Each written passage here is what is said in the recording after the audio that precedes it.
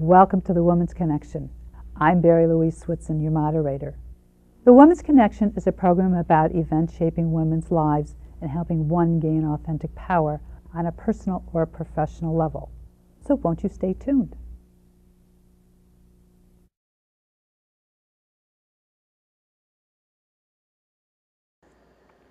Welcome. What we're going to discuss today is how to buy real estate. Everybody asks me as a realtor, what's the market doing? Do I buy? Do I sell? Do I invest? What are the steps that I need to know for a first-time home buyer?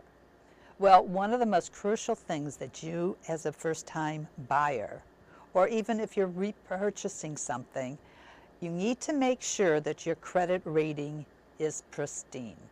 And the only way that you can really make sure, even though you say that you pay your bills on time, you don't have a penalty, you've been doing this for years, check it out anyway. You'd be surprised at how many errors are on the credit rating program. It is awesome. I'll give you an example. One of my former bosses, she thought she had pristine credit until she went to check it and found out that it was stolen. It took her months, literally months, to clean up the mess that somebody else created. So that is one of the most important things for you to make sure you have going forward. The next thing is that if you don't use a credit card, you have no credit. I have an instance of a young man who would love to buy some property, but he's always used his debit card, very rare in this day and age, and he has no credit. He can't seem to open up a credit card with any of the majors, and now we're working with a banker to make sure that we can establish some credit for him so that he can borrow and get a loan to purchase a property. Your credit is paramount. Don't, and I say don't very strongly, go out and buy a car. Don't buy any big ticket items. Don't really spend a lot of money except for your normal everyday shopping as far as clothing goes. Don't make big purchases that's going to skew your credit rating, because whatever you do, you'd be surprised at how it can affect your credit rating. And this is tantamount getting your good mortgage rate. Everything is all wrapped up, and your credit score is where your rate comes into play. Yes, there is the rate that is publicized, but there's different ways to buy down your mortgage points, giving money up front, and so that reduces some of your cost. And those are things that you have to discuss with your mortgage person. The next thing that you have to do is make sure that your finances are all in order. And if you contact me, I can give you this free report. It's called a financial statement. You do it on your computer. It's an Excel spreadsheet, and you fill in all your finances. And it gives you your liabilities and your assets. So what you need to do is make sure you fill it out completely. Basically, you're the only one who's going to see it at the moment. Whether it's a condo or a co-op, they're going to want to know your finances. Can you afford this apartment? Can you afford the maintenance on this apartment?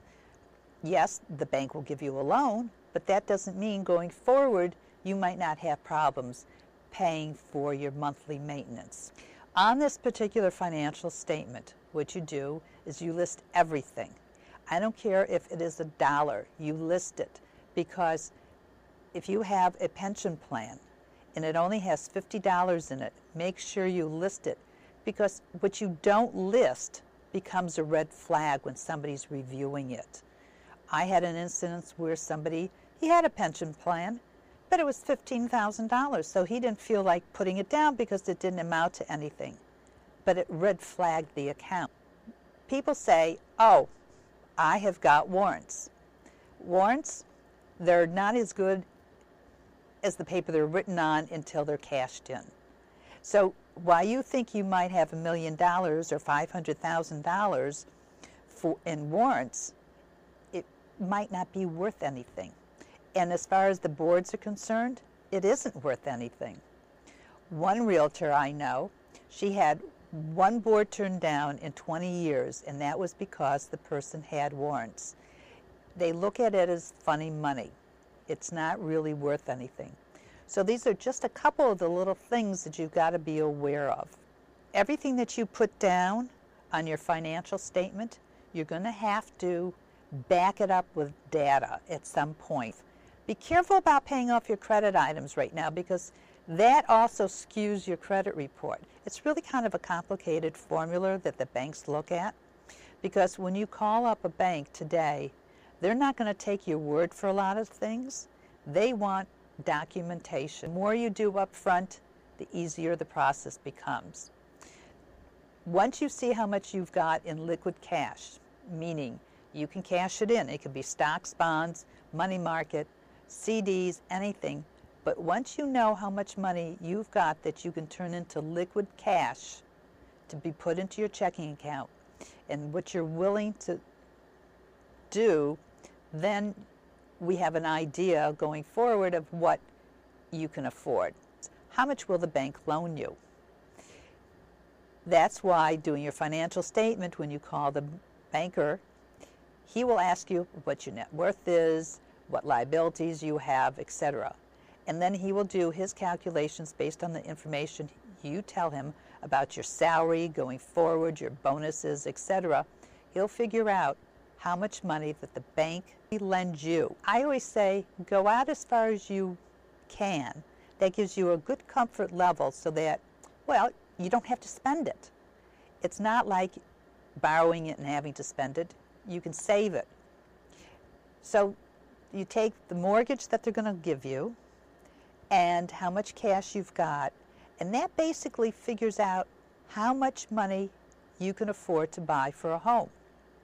Now, once you have that established, my next suggestion is to write down on a piece of paper what criteria you're looking at. Do you want high floor, low floor? Do you need a lot of light? Do you need darkness? Do you care about a view, or you care more about the space in the apartment? Because many times you can have a fantastic view and have very little space. And the fantastic view is what you're paying for. So you have to take all these things into consideration. Do you want a walk-up? Do you want a doorman building? Do you want video intercom? Do you want dogs? Do you have a pet? Does the building permit pets? Do they permit co-purchasers? If you're not married, if you're a young family starting out, can your parents help you? Do you want a one-bedroom? Do you need a two-bedroom? Do you want a big kitchen, a small kitchen? Do you cook? If you cook, do you want a chef's kitchen? Are you willing to renovate? This is key, because when you're looking at something, an apartment is priced according to how it looks. It's priced, does it need renovation? Is the kitchen okay? You might not like it and want to redo it, but technically the kitchen is pristine. Do you like it? That's your decision. Do you want to renovate and make it bigger or smaller? I mean, smaller is always easy. Bigger is a little difficult. These are different things you have to consider. Now, do you need a one bathroom or do you need two bathrooms? Would you settle for a bath and a half? What do you need? Do you need a dining room? Do you entertain a lot? Do you need an alcove where you can just put a table and entertain occasionally? Things that you need to think about before you go. So you're not spending your time looking at things that are not of interest to you. Once you formulate what you really want and is important to you, then you go forward. Do you want uptown? Do you want downtown? Do you want east side? Do you want west side? Why you want the location, there's also different amenities in every area. Are parks important to you because you have a dog? If not, you can go anywhere. Do you want to commute to your office? How far do you want to be from the subway? The farther away you are from the subway, the less expensive the apartments basically go until you get to the river, and then everything goes up again. Do you need to worry about school districts? There are websites for you to find out what district you're in, if that's important to you for your children. But if you're going to send them to private schools, then your opportunities are much greater. You're willing to go into a neighborhood that is changing. I know when I first moved to New York, the East Side was the best place to be. I mean, it was hot, it was jumping, it was everything. And now the West Side really changed around because it had quite a negative connotation. But now the West Side of Manhattan is much more expensive than the East Side by 10%. Another factor, do you want old world charm or do you want new world charm with new construction where you have all these fabulous glass windows? Or do you like the detailing? Do you care about the architect that did your building? Do you care about whether or not it has a gym in the building? A swimming pool? Does it have a parking garage? Storage space? Washer dryers? These are all some of the amenities that you can live with or you can't live without. That is what you have to decide when you're doing your checklist of what the things that you want on the apartment. Once you've got all your pluses and minuses and what you want to live with and what you can't live with, then you start looking at apartments. And you also had to decide what are your boundaries as far as how much you're going to spend on an apartment.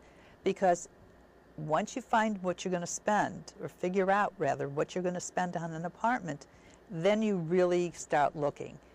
And I always suggest going a little bit above what your comfort level is, because there's always negotiation between what the seller wants and what you're willing to pay. But if you can't meet in the middle, then you have to decide what is the highest and best price that you will go in bidding for an apartment. If you put in your best offer, that you won't be disappointed in losing the apartment. And this is very crucial because the seller, on the other hand, says, my apartment is the greatest thing and I want $1 million for my apartment. But you've been out looking at all the apartments in the neighborhood and what you've seen, and you know that apartment is only worth $850,000. But you really like that because it's move-in condition, it has all your pluses that you really want. So you go into a negotiation, and at some point, if you can't meet, he's not going to come down another $10,000 and you're not going to go up. You've got to make sure you're not going to be disappointed that you didn't give it your all and walk away. And you start looking at all over again. That is a decision you can make, because don't forget, the other thing is, how long do you plan on living there? Do you plan on living there for 5 years, 10 years, 3 years, and flip it over? So take all those factors into consideration when you're looking for an apartment and you're going forward with this. One of the things when you're deciding what kind of a property you want, add in, do you want a co-op or a condo, or it doesn't matter. Because on a co-op, you're basically really going through a different procedure than you do a condo. A co-op, you buy shares. It's a proprietary lease. A condo, you buy the apartment. A condo, you don't really go through a board. However, the board does have right of first refusal for that apartment. So that's why doing your finances, whether it's a co-op or a condo, is paramount. A co-op, you put through a big board package. They want to know who you are. They want references as far as your employer, your friends. They want to get a sense of who's moving into this apartment. You're going to have documentation that you're going to have to prepare. It doesn't matter if you're buying a $200,000 apartment or a $5 million apartment. The board will look over your package. And it's tantamount to fill out and give them every single piece of paper that they want for your board package. Doesn't matter if it makes sense to you, because it makes sense to them. and they're the ones who make the final decision. Once they review your board package, then you come in for a board interview. And that's when they will ask you all sorts of questions. When you're going for a board interview, many times it's important to dress appropriately. And appropriately means the respect that you're going to give the board. You dress. You don't come schlumpy looking. You don't come in cut-off jeans. You don't come in tattered clothes. You just dress presentable like you're going to business. It's a job interview, and that's the best way to describe what's happening in a board interview. Now that's for a co-op. For a condo, you don't have that. You also pay more money on a condo than you do on a co-op. So those are some of the things that you've got to decide, because I know a lot of people do not really want to give out all that information and they'll only buy a condo. When you find the apartment that you really like, one of the things that I can provide you is comparables. Because when we're selling an apartment for somebody, we give them comparables to see what the market will bear. The same for you. You want to know the pricing of the different apartments in the building.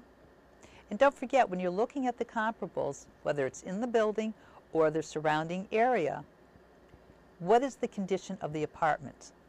So you take that into effect.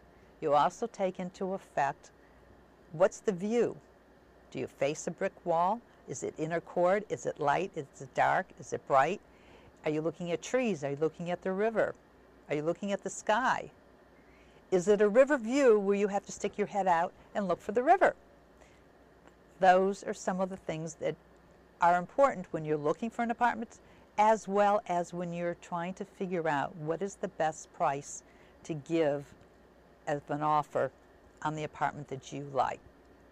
If there's something about an apartment you don't like, let's discuss it, because it might not be right for you. Putting in an offer, I write to the broker $980,000. They are going to be paying 20% cash down, because a lot of buildings will have 20%, if it's a co-op, 20% or more for a down payment, and you've got to have that in your liquid cash to buy the apartment, because some apartment buildings will only let you finance 75%, 80%, 50%.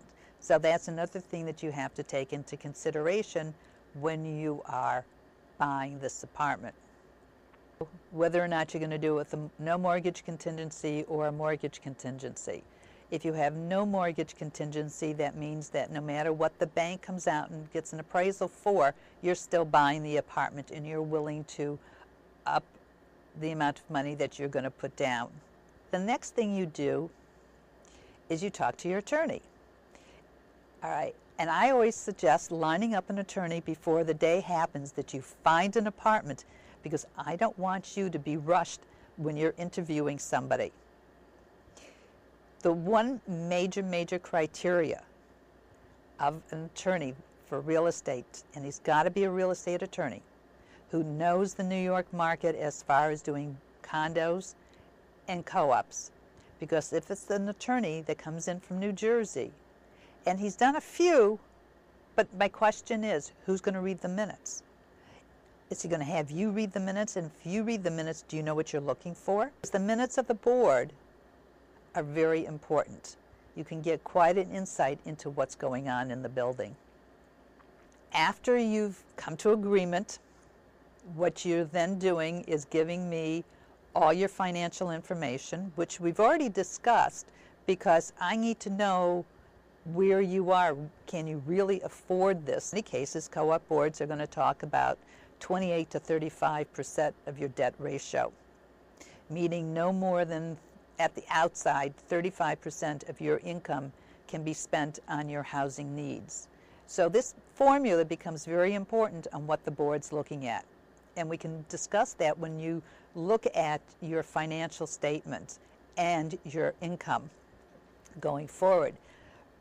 All right, so you give me the information. I need your social security number, your attorney's name, and his contact information. And I say to the broker that I'm dealing with this is all the information. They then give me the seller's information, and I pass it on to your attorney, as well as the other attorney gets it from the seller. The two attorneys then coordinate the contract. The seller sends it to your attorney, you as the buyer, and they look it over. They usually make some adjustments, and it goes back and forth for a while. And then when everybody is finally agreed on the contract, it is given to you for your perusal, for you to read and go over the points on the contract with your attorney. Once you understand it and you agree to the terms, it is at that point in time you sign the contract, attach the 10% down payment, and that is then given to the seller. The seller's attorney then takes that 10% down payment and puts it into escrow until closing. You let your mortgage person know that you are going to deal, and what they do is that they will then send out an appraiser that comes out and appraises the property. For closing, is a co-op or a condo. The fees will vary.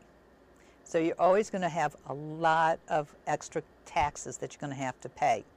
Besides the attorney fee, as a buyer, you're going to have to pay closing costs. Closing costs can run you $20,000 to $30,000 on the general side. Your attorney will give you the exact figures because on closing date, you will need to have cashier's checks in those exact amounts. Now, the day that we go to closing, we do a walkthrough of the apartment. And by a walkthrough, I mean we look at the condition. We go with the other broker. It has to be broom swept clean. And you look and notice all the defects and make sure that what is broken can be fixed very easily. If it can't, then everything gets resolved at closing. So, for example, if something is not working properly, money can be put in escrow at closing until that item is fixed. Maybe when they were taking down the new television sets that get mounted on the wall, there's a big hole in it. You have no idea how to fix it, so then you have to hire somebody to fix the hole and plaster it and paint it and everything else. Or the toilet isn't working properly, or the AC is not working, or the microwave isn't working. Now, the AC comes under building maintenance, unless it's one of those units that are in the wall. The microwave is the seller's responsibility. So, like I said, at closing, all these things can be adjusted. That's why a walkthrough the day of closing is so important, so that you have no surprises once you get those keys at closing. Basically, what I have given you here is general information for both a co-op and a condo. There is a big difference in your closing costs on a condo than there are on a co-op. Because on a condo, you're purchasing the apartment. In a co-op, you are purchasing shares in an apartment building. And it makes a big difference in how you are assessed for your maintenance, your common carrying charges, and your real estate taxes. Looking for an apartment in Manhattan is one of the most exciting things in the world. It can be very frustrating, but it's exciting because you know what I say? How many apartments can you get into to look at how other people live, get design ideas from other people's work? I mean, you can walk into 10 apartments and you can say, oh, I love that, but I don't like this. So when you find your apartment, you already have in the back of your mind what you want in your kitchen or in your living room or how you want to decorate. But I also say, when you're looking at an apartment, go in with almost bare walls.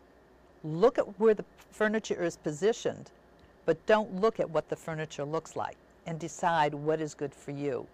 It's the bones, because I can help you draw out where furniture can go or can't go for your lifestyle.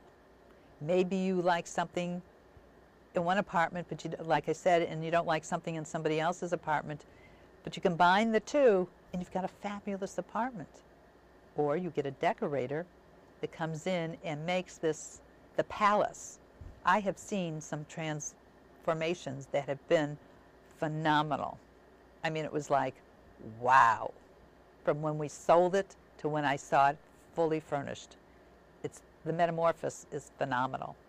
It's a very time-consuming thing. That's why if you do the steps ahead of time and be really truly honest with what you want in an apartment, it makes the process much better. If you don't know, that can be where it gets really laborious. And that's what you don't want. Because when you move in, all the problems somehow melt away and you spend your first night in the apartment. Happy hunting. Love to hear from you. If you have any questions about purchasing or selling real estate or even investing, please contact me.